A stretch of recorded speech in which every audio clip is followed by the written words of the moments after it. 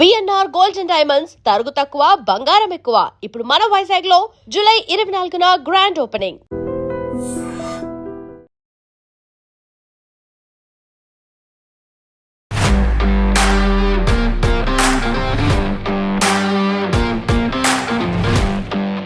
Hello everyone, welcome to iDream Career Path.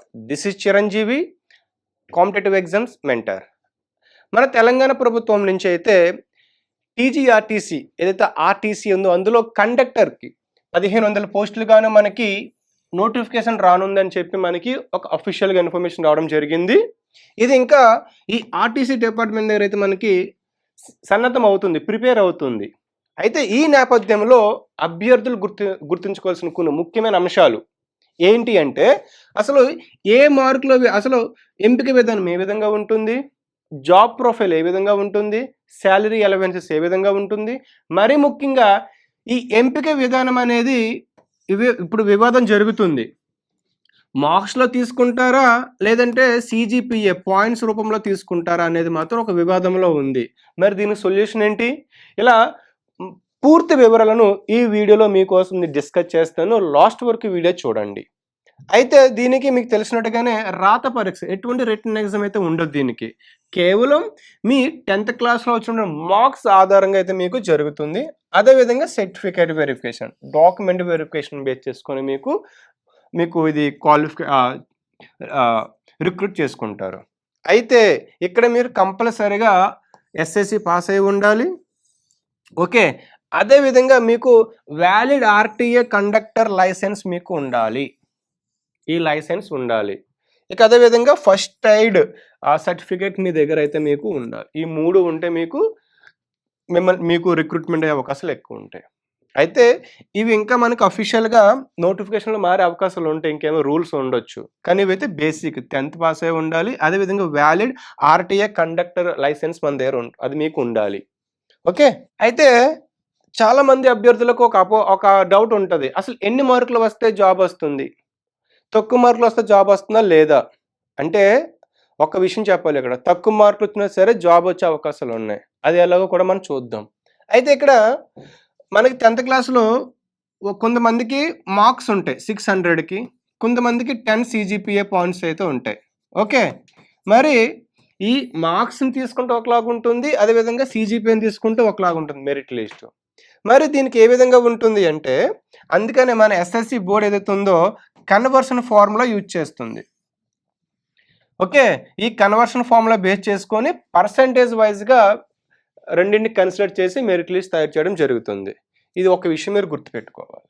అయితే ఇప్పుడు ఒక స్టూడెంట్కి ఫర్ సపోజ్ 8.5 మార్క్స్ వచ్చాయి అనుకుందాం 10th క్లాస్లో, ఇంకొక స్టూడెంట్కి 500 మార్క్స్ వచ్చాయి అనుకుందాం.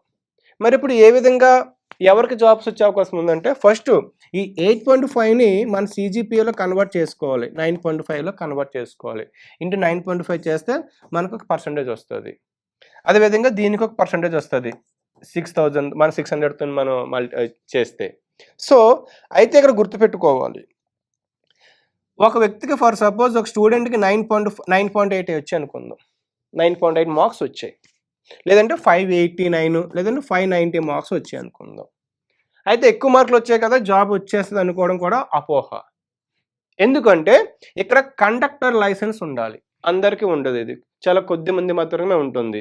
సో కండక్టర్ లైసెన్స్ ఉండి మీకు తక్కువ మార్కులు ఉన్నా సరే జాబ్ వచ్చే అవకాశం మీకు ఉంది. అలా లేకుండా మీకు టాప్ 9.8 మార్క్స్ వచ్చి 590 మార్క్స్ వచ్చి లైసెన్స్ లేకుంటే జాబ్ వచ్చే అవకాశాలు లేవు మీకు. దీంతో పాటు మీ మార్కులు అదే. సో ఈ విధంగా ఉంటుందన్నమాట, గుర్తుపెట్టుకోవాలి. మీకు తక్కువ మార్కులు వచ్చినా సరే మీ మెరిట్లో, మీ లొకాలిటీ, మీ డిపోలో మీకు వేకెన్సీ ఉంటే, దట్టు మీకు కండక్టర్ లైసెన్స్ ఉంటే జాబ్ వస్తుంది. ఈ విషయం గుర్తుపెట్టుకోవాలి. సో అందుకనే ఎక్కువ మార్కులు వస్తేనే జాబ్ వస్తుందని, తక్కువ మార్కులు వస్తేనే జాబ్ రాదని చెప్పి అపోహ ఆలోచన తీసేయండి. ఈ విషయం చాలా ఇంపార్టెంట్, మీరు గుర్తుపెట్టుకోండి. కండక్టర్ లైసెన్స్ కోసం మీరు మీ లోకల్ డిపో వెళ్ళి ఒకసారి అడగండి, చెప్తారు ఏ విధంగా మనం తీసుకోవాలనేది. ఓకే, ముందు జాగ్రత్తగా ఉంచుకోండి. అయితే అసలు ఈ జాబ్ ప్రొఫైల్ ఏ విధంగా ఉంటుంది అసలు కండక్టర్ బేసిక్స్ ఏ విధంగా ఉంటుంది, ఆ శాలరీ వివరాలు చూసుకుంటే కనుక మీకు ఒక ఫస్ట్ ప్రొబేషనరీ పీరియడ్ 2 ఇయర్స్ ఉంటుంది. మీకు ఈ 2 ఇయర్స్ ప్రొబేషనరీ పీరియడ్ ట్రైనింగ్ పీరియడ్లో మీకు ఒక స్కేల్ అయితే మీకు ఉంటుంది. ఆ స్కేల్ మనకి ఇంకా అఫీషియల్గా మనకు రాలేదు కాబట్టి మీకు అఫీషియల్ నోటిఫికేషన్ వచ్చినాక పే స్కేల్ ఎంత, దాని శాలరీ ఎంత అని మీకు అందులో డీటెయిల్స్ ఉంటాయి పూర్తిగా. అప్పటి వరకు మనకు వేచి ఉండాల్సిందే. ఈ ఫోన్స్ మనకి ప్రొబేషనరీ పీరియడ్ అయితే మనకి ట్రైనింగ్ పీరియడ్ పూర్తయిపోతే బేసిక్ పే ఉంటుంది. అయితే మనకి ఇనిషియల్గా అదేవిధంగా బేసిక్ పేకి చాలా డిఫరెన్స్ ఉంటుంది. ఆ తర్వాత మీకు హెచ్ఆర్ఏలు డిఏలు కూడా మీకు అదే నైట్ అలవెన్సెస్, మీరు నైట్ షిఫ్ట్లు చేస్తే నైట్ అలవెన్సెస్, మెడికల్ బెనిఫిట్స్ అన్నీ కూడా ఉంటాయి. ఇప్పుడు ప్రొబేషనరీ పీరియడ్ కంప్లీట్ అయినాక ఓకే. మీకు కంపల్సరీ ఇక్కడ మీకు డ్యూటీస్ అనేవి షిఫ్ట్లు వైజ్గా ఉంటాయి. స్పెసిఫిక్ ఒకే టైంలో మీద మీకు ఉండు షిఫ్ట్స్ ఉంటాయి, నైట్ షిఫ్ట్స్, డే షిఫ్ట్స్ అని. ఇది గుర్తుపెట్టుకోవాలి. ఇక ఇక్కడ మహిళలకు ప్రాధాన్యత ఇవ్వడం జరుగుతుంది, ఉమెన్స్కి. ఇక మహిళలకైతే డే షిఫ్ట్స్ మరియు అదేవిధంగా సిటీ షార్ట్ రూట్లు ఉంటాయి కదా, అందులో ప్రాధాన్యత ఉంటుంది. ఇక మహిళలకు నైట్ షిఫ్ట్స్ అయితే ఉండదు, భద్రతా కారణాల వల్ల, సేఫ్టీ రూల్స్ వల్ల మనకి ఈ ఉమెన్స్కి మహిళలకు నైట్ టైం అయితే మనకి షిఫ్ట్లు ఉండవు.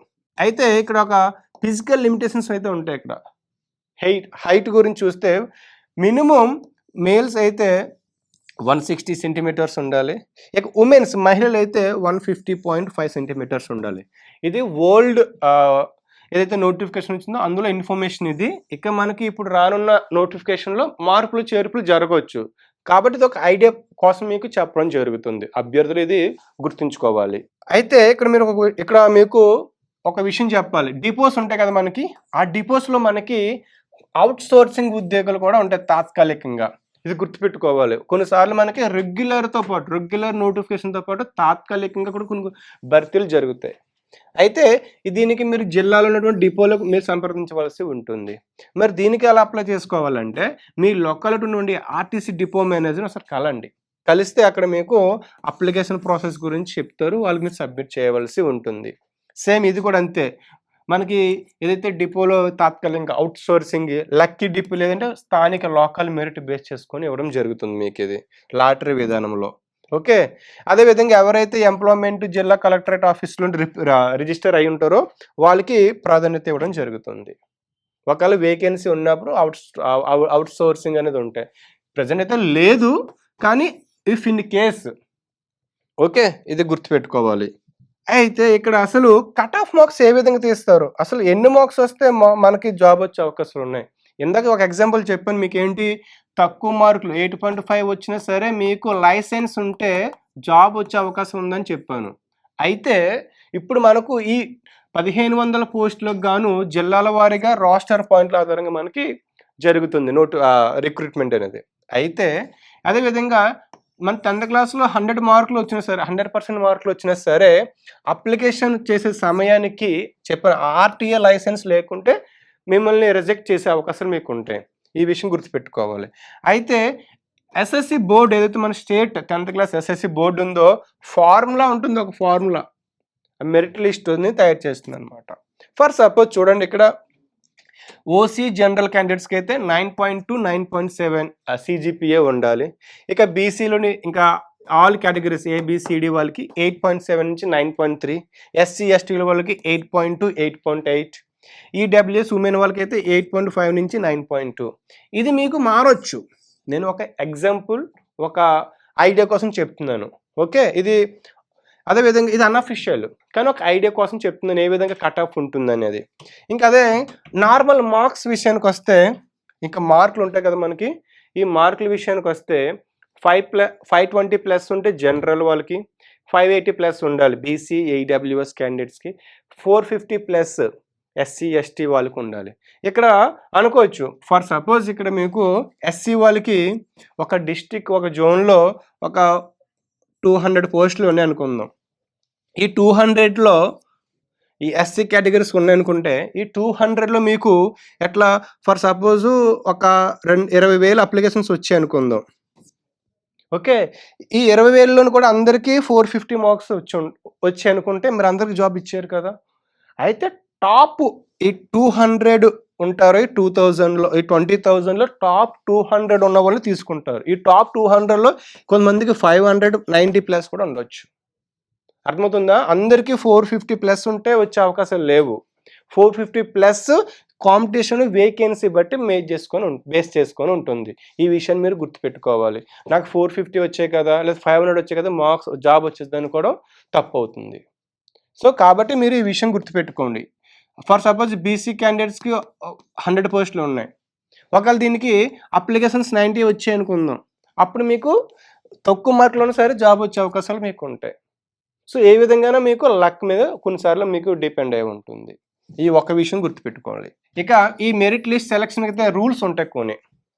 ఏంటా రూల్స్ అంటే, ఫర్ సపోజ్ ఒక పోస్ట్కి ఇద్దరికి టై అయింది అనుకుందాం. ఒక పర్సన్కి 8.5, ఇంకో పర్సన్కి 8.5 వచ్చింది. మరి ఇద్దరికి టై అయింది. ఇక్కడ మరి ఇద్దరు ఒకేసారి క్వాలిఫై అవుతున్నారు. మరి ఇద్దరికి జాబ్ ఇచ్చేస్తారంటే ఇద్దరికి ఎవరు? ఇక్కడ ఏం చేస్తారంటే డిఓబి, మన డేట్ ఆఫ్ బర్త్ ఉంటుంది కదా, అందులో ఎవరికైతే ఎక్కువ ఉంటుందో, ఏజ్ ఎక్కువ ఉంటుందో వాళ్ళకి ఫస్ట్ ప్రియారిటీ ఇస్తారు. ఈ విషయం మీరు గుర్తుపెట్టుకోవాలి. టై అయినప్పుడు ఎవరికైతే date of birth DOB high ఉంటుందో, ఎక్కువ ఉంటుందో వాళ్ళకి ఫస్ట్ ప్రియారిటీ ఇస్తారు. అదేవిధంగా లొకాలిటీ 4th నుంచి 10th వరకు ఒకే దిక్కున చదువుకుంటారో ఆ లొకాలిటీ బేస్ చేసుకొని మనకి ఫస్ట్ ప్రియారిటీ ఇస్తారు టై అయినప్పుడు. సో ఇవి అయితే అప్లికేషన్ నోటిఫికేషన్ వచ్చే టైంలో conductor licence and first aid certificate సిద్ధం చేసుకోండి మీరు. ఫైనల్గా ఈ లైసెన్స్ లేకపోయినా, ఈ ఫస్ట్ ఎయిడ్ సర్టిఫికేట్ లేకపోయినా సరే మీకు ఈ జాబ్ రిజెక్ట్ చేసే అవకాశాలు ఉంటాయి. కాబట్టి నేను చెప్పిన వీడియోస్లో మీకు కొన్ని ఇంపార్టెంట్ పాయింట్స్ అనిపిస్తాయి. ఇటు లైసెన్స్ గురించి కానీ, ఫస్ట్ ఎయిడ్ సర్టిఫికేట్ గురించి, ఇవి చాలా ఇంపార్టెంట్. మీరు ఈ విషయాన్ని, మీరు ఈ పాయింట్ని గుర్తుపెట్టుకొని ఈ సర్టిఫికేట్స్ని ముందే మీరు రెడీ చేసుకొని ఉంచుకోవాలి. సో మనకి ఇంకా నోటిఫికేషన్ వచ్చే అవకాశాలు దగ్గరలో ఉన్నాయి. ఈ ఆగస్ట్ 2nd వీక్లో రావచ్చు. కాబట్టి మీరు రెడీగా ఉండండి, అన్ని సర్టిఫికేట్లు రెడీ చేసుకొని.